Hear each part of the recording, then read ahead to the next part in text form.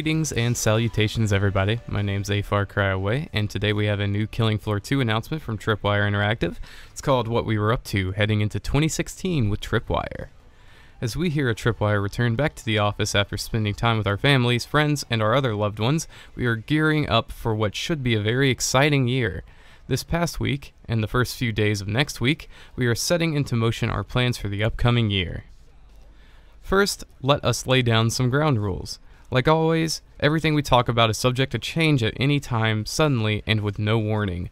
Focuses can shift and priorities change so that we can react to what we feel is best for our fans and our games. With that out of the way, here we go. We wrapped up last year with the Return of the Patriarch update for Killing Floor 2, and are already going full steam ahead towards our next major content update.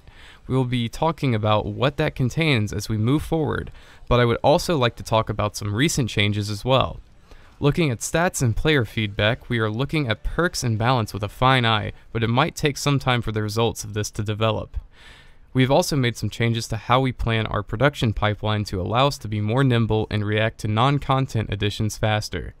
This means the release of some in-between, smaller updates.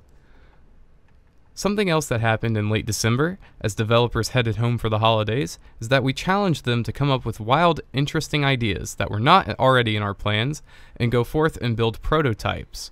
Later today, we will be presenting those projects internally, and several may be selected for further development and incorporation to the main game, or they will be released as mods.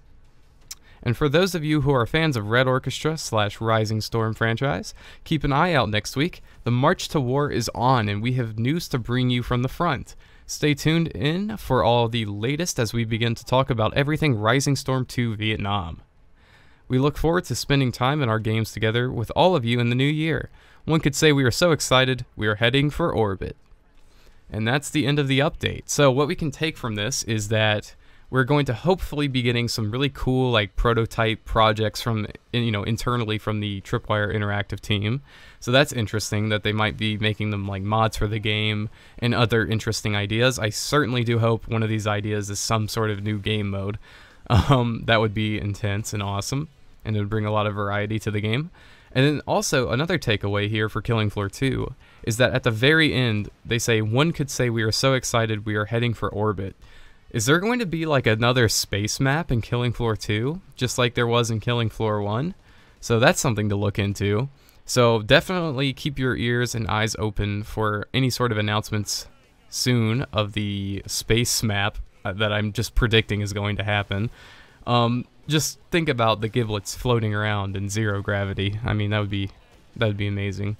And then lastly, we have some confirmation here that some Rising Storm 2 Vietnam information is going to be coming out.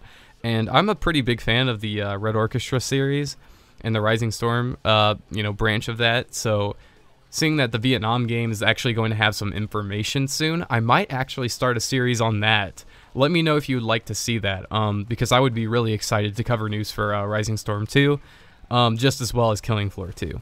So, let me know what you guys think about all this information. If you like these kind of videos and want to stay tuned for more Killing Floor 2 information, then subscribe to my channel. And if you liked the video, like it. If you disliked it, get out of here.